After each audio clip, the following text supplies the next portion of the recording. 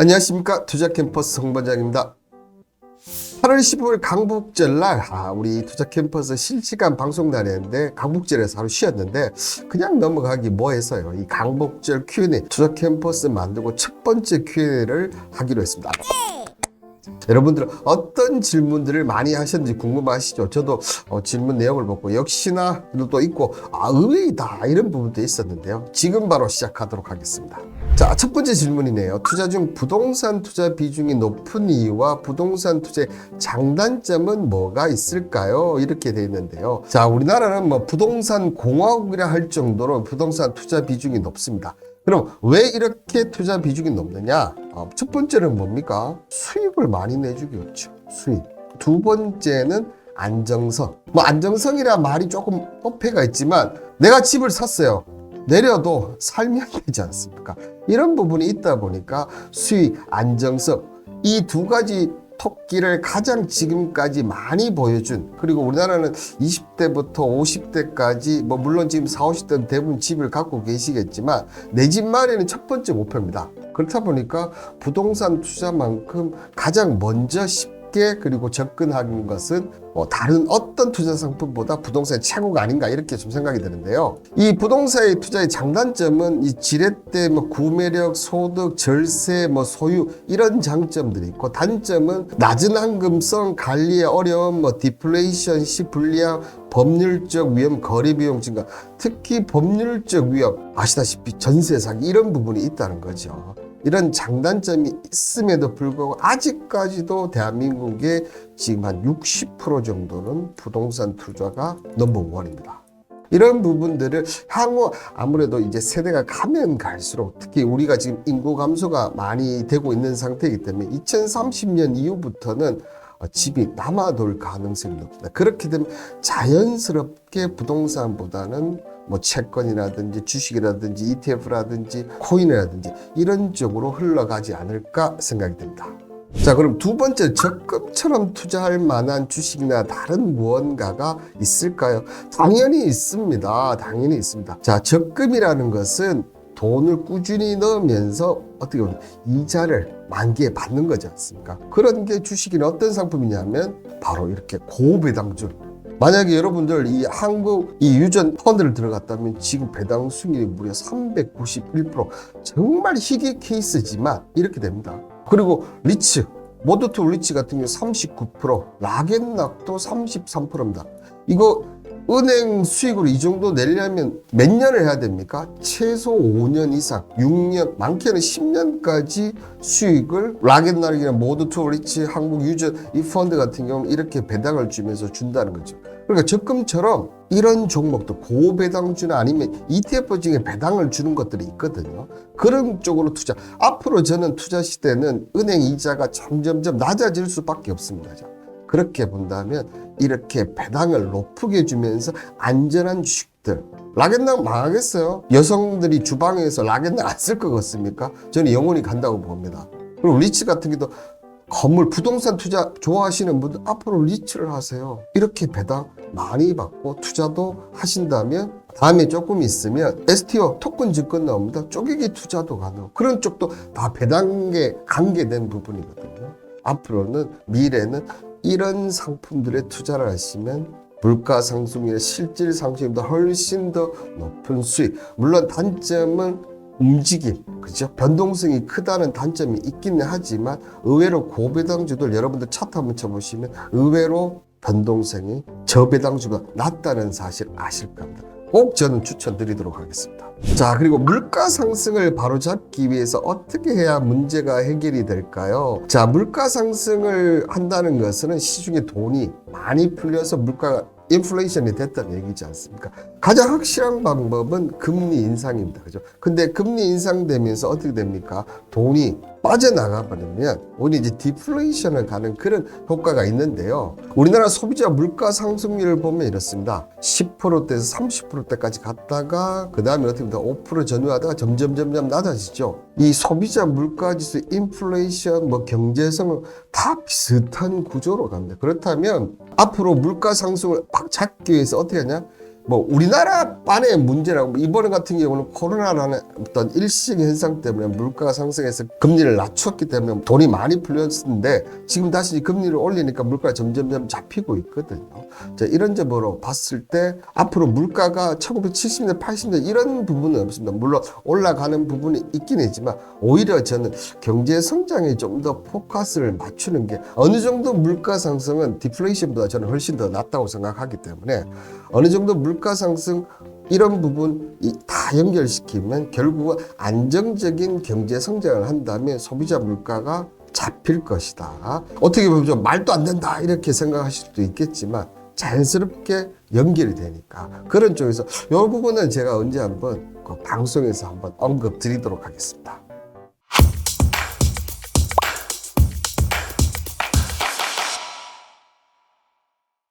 자, 그리고 반장님이 봤을 때 현재 한국 경제는 어떻게 흘러가고 있는 것 같나요? 이렇게 얘기하십니다. 뭐 제가 경제에 대해서 논한다 이렇게 좀 얘기하기는 조금 어렵지만 최근 이 주요 기간 2023년 한국 경제 성장 그리고 내년도 2024년도도 보면 대한민국 경제는 1%대 경제 성장률 경제 성장이 계속 지금 낮아지고 있지 않습니까? 7개월째 8개월째 성장 목표치가 낮아지고 있는데 이런 부분들은 조금 문제가 있다. 그러니까 저희 나라가 고도 성장기에서 너무 빠르게 저성장 국가로 지금 진입하는 게 아닌가 이런 부분들이 좀 안타까운 부분이 있습니다. 이런 부분들을 봤을 때는 이 경제 성장을 하기 위해서 국민들도 그렇지만 정부하고 기업들이 이렇게 톱니바퀴 엮이면서 이렇게 좀 해야 되는데 최근 정부 쪽에서 하는 걸 보면 너무 이렇게 최근 정부 쪽에서 이제 긴축 재정을 하면서 너무 이렇게 돈을 안 풀다 보니까 지금 이런 부분들이 경제에 조금 악영향을 미치는 것 같습니다. 이런 부분을 봤을 때 긴축 재정을 하되 수출이라든지 이런 쪽에서는 조금 긴축을 말고 돈을 풀어서라도 조금 성장을 일으키는 것이 좋지 않는가 그렇게 생각이 듭니다. 다섯 번째네요. 벌써 어느 타이밍이 매수 타이밍인가요? 매수를 했다면 매도 타이밍은 언제일까요? 자, 매수와 매도 타이밍에 대해서 문의를 하셨는데 자, 이 부분은 어떻게 보면 그 단기 부분 그죠? 이 단기 부분과 그 다음에 장기 따라서 좀 달라질 것 같아요. 그리고 단기라 그러면 어쨌든 이 정배열 쪽 그죠? 이게 뭐 21선, 5일선, 뭐 3일선 이렇게 정배열적으로 하는 게 맞고 저는 만약 장기라 그러면 오히려 반대입니다. 3일선, 5일선, 21선 오히려 이렇게 역배열됐을 때 저는 저점에서 잡는 게 낫다 이렇게 얘기를 드리고 싶거든요. 그래서 이 부분은 어떻게 보면 자기 매매의 뭐 철학이라든지 매매 방식에 따라서 조금 달라질 수는 있을 것 같은데 제가 뭐 단기적으로 하나 조금 얘기를 드린다면 최근에 상장된 파두라는 기업입니다. 우리나라 드물게 이 반도체 페립스 기업인데요. 이제 그렇다 보니까 인기가 좀 많고 또 오늘 제가 좀 단기적으로 조금 또 이 매매를 해서 좀 수익도 본 종목인데 자, 어떨 때 매수를 하냐면 단기로 본다 그러면 여러분들 지금 여기 지금 5일당 흐름을 여기 고점 있지 않습니까? 여기 32,000원인데 요걸 딱 올라갔을 때 요걸 돌파를 할 때 매수를 하면 됩니다. 그러면 지금 32,000원 매수했고 46,850원까지 갔으니까 최소한 30% 이상 수익이 나지 않습니까? 요런 매매가 이제 단기적인 매매고 만약에 내가 장기적인 매매를 했다 그러면 첫날 저는 일단 매수를 할 것 같아요. 왜냐? 한국에 복이 들면 반도체 페리스 기업이잖아요. 그러니까 일단 조금 매수를 한 다음에 흐름을 보다가 여기 이제 돌파할 때 아니면 만약에 내려왔다면 이 25,000원 지지 여부를 보고 이렇게 매수를 했지 않을까 이렇게 생각 들고 그리고 단기다 보니까 지금 3일 연장 상승을 했지 않습니까? 그럼 오늘 45,000원 이상에서 매도를 했을 것 같고요. 만약에 제가 장기적인 보이저라 그러면 최소 50% 이상은 정리를 하고 50% 미만을 이거 부분을 계속 들고 갈 거예요. 저는. 그리고 내려왔을 때 만약에 32,000원 전후 그리고 25,000원 전후에서 추가 매수하는 이런 전략을 펼치지 않을까.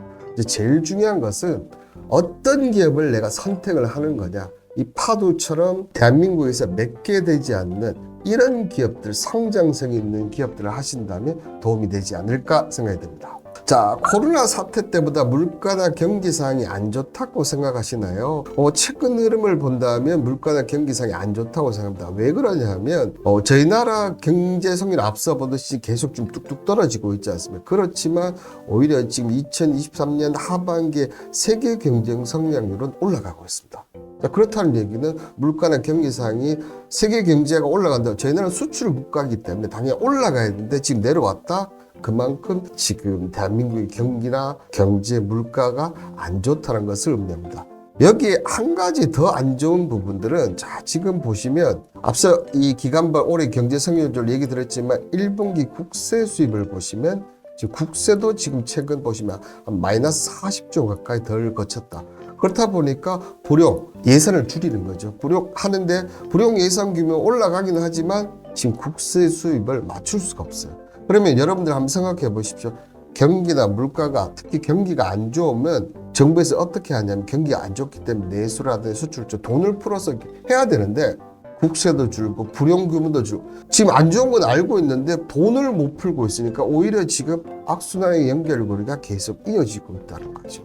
핵심은 그겁니다. 우리나라는 수출 주도 국가이기 때문에 중국이 좋다든지 그다음에 세계 경제가 좋다면 같이 따라가야 되는데 그 부분이 안 좋다 지표라든지 신호들이 나오면 지금 경기가 상당히 안 좋구나 이렇게 보시면 되지 않을까 생각이 듭니다. 자, 방송을 보다 보면 증권회사 오래 다니셨다고 하셨는데 어떤 방식의 투자를 좋아하시나요? 이렇게 얘기를 하시는데요. 제가 증권회사 다닌 지가 한 18년 정도 다녔는데요. 10년 이상 다니면 상당히 이제 증권회사를 오래 다녔다고 보시면 될 거거든요. 그래 다니면서 매매 스킬들이 많이 좀 바뀌었고 특히나 또 증권회사 나오고 어떻게 보면 저는 좀 투자를 보는 시각이 한 단계 레벨업이 됐다고 이렇게 좀 생각이 드는데요.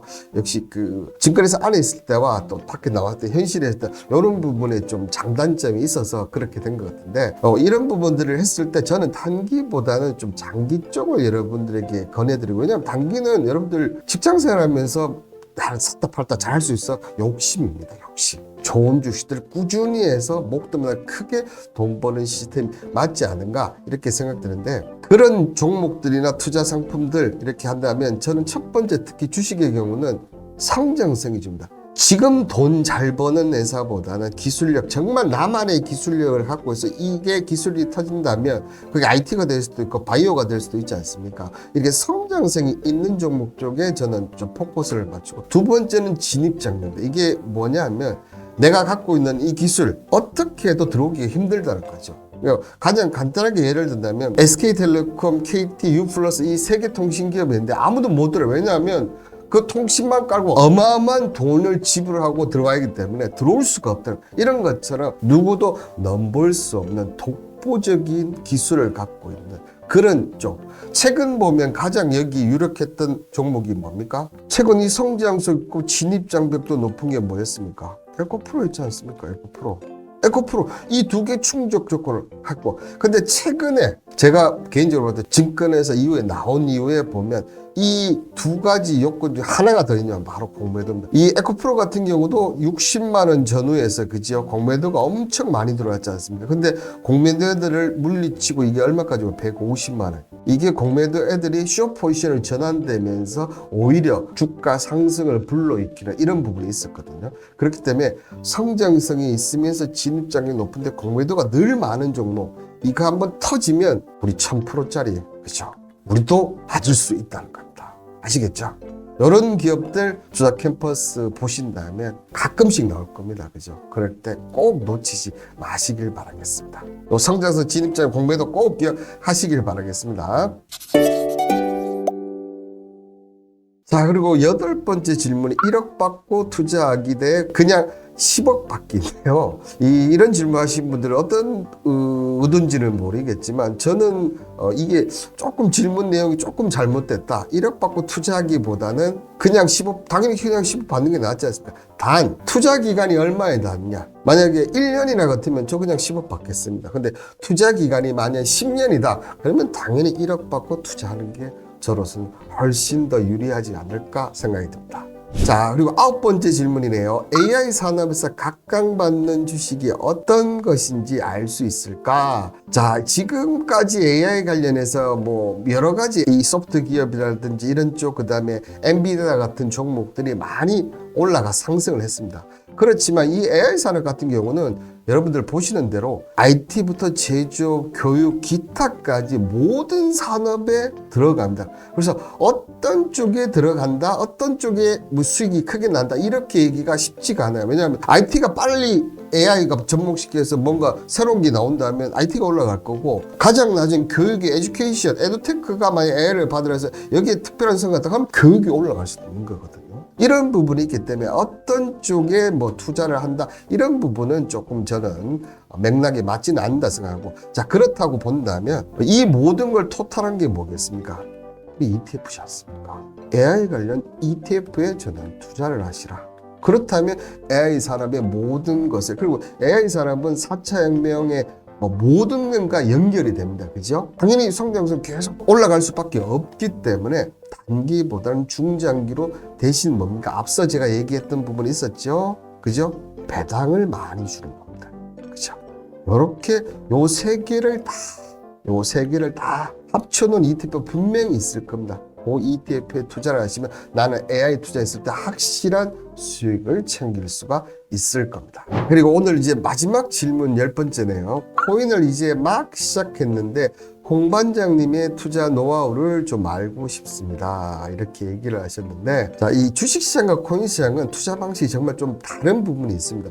특히 주식시장 같은 경우 국내도 그렇고 해외도 그렇고 이 회사가 무슨 일을 하고 있고 어떻게 돈을 벌고 이런 부분들이 저는 좀 보이거든요. 그렇기 때문에 그것만 어느 정도 제 나름대로 했을 때 확실하다 이렇게 하면 그 종목의 투자에 대해서 뭐 수익을 크게 올 수 있는데, 코인은 솔직히 블록체인이라는 아직 어떻게든 완성되지 않는 완성품을 갖고 가다 보니까 이게 완성이 될 수도 있고 안 될 수도 있는 부분들이 분명히 있습니다. 비트코인을 제외하고는 아마 지금 다 그럴 것 같아요. 자, 그렇다 보니까 코인이나 어떤 블록체인이라든지 코인의 이런 쪽보다는 오히려 이 암호화폐 시장이 상승장이냐 하락장이냐, 여기에 영향을 좀 더 많이 받는 거 아닌가, 그렇게 좀 생각이 듭니다. 어떤 코인이 좋다 나쁘다 이거하고 크게 의미가 없는 것 같아요. 그렇다고 본다면 우리가 적절하게 할 수 있는 부분은 바로 이 반감기입니다. 그죠? 이 반감기 때 투자를 어떻게 하느냐에 따라서 코인은 크게 수익이 나느냐 안 나느냐 이렇게 납니다. 그죠? 자, 보시는 대로 2012년도 이렇게 이 반감기 있었고 2016년도에 있었고 2020년도에 있었어요. 그죠? 자, 그런데 2020년대 이렇게 한 다음에 이렇게 올라갔죠. 그 다음에 2016년대도 이렇게 올라가고 2020년대도 이렇게 올라갔어요. 그죠? 반감기를 한 해부터 그 다음에까지 1년에서 2년까지는 상승을 크게 한다는 거죠. 그렇기 때문에 지금 2012년, 2016년, 2020년 그러면 그 다음에가 어디입니까? 2024년이에요. 내년이에요. 그죠? 자, 그렇다면 고전에 보면 보시는데도 그 전부터 이렇게 바닥을 형성을 좀 합니다. 그죠? 여기도 2020년대 바닥을 이렇게 형성하고. 자, 그러면 투자의 적기가 2023년 하반기부터 어떻게 됩니까? 분할 매수를 한다면, 그죠? 그래서 2024년 방학에 분할 매수를 한다면 큰 수익을 얻을 수 있지 않을까 생각이 된다. 자, 그렇게 좀 보시죠. 코인을 어떻게 하느냐? 저는 아마 하신다면 메이저 코인들을 한 7, 8 정도 넣고, 그 다음에 알트코인들, 특히나 제 방송 보신 분들 같으면 STO 코인 관련해서 제가 원픽으로 꼽는 코인이 분명히 있을 겁니다. 그런 것들을 8대 2나 7대 3 정도 해서 이렇게 분할 매수를 해서 한 1년에서 2년 정도 올라가신다면 아마 좋은 결과를 보시지 않을까 생각이 됩니다. 10번 질문에 이제 처음에 하시는 분들, 코인 투자에 좀 어려우신 분들 있지 않습니까? 저희 쇼핑몰에 보면 차트도 모르고 코인을 하신다, 판매가 정말 저렴하게 올려놨으니까 요거 보신다면 더 도움이 되지 않을까 생각이 듭니다. 자, 오늘 첫 번째 Q&A 여러분들 어떻게 보셨는지 모르겠습니다.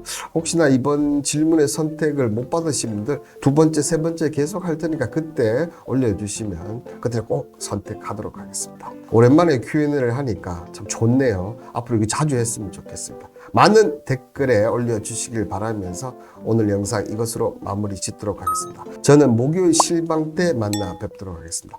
감사합니다.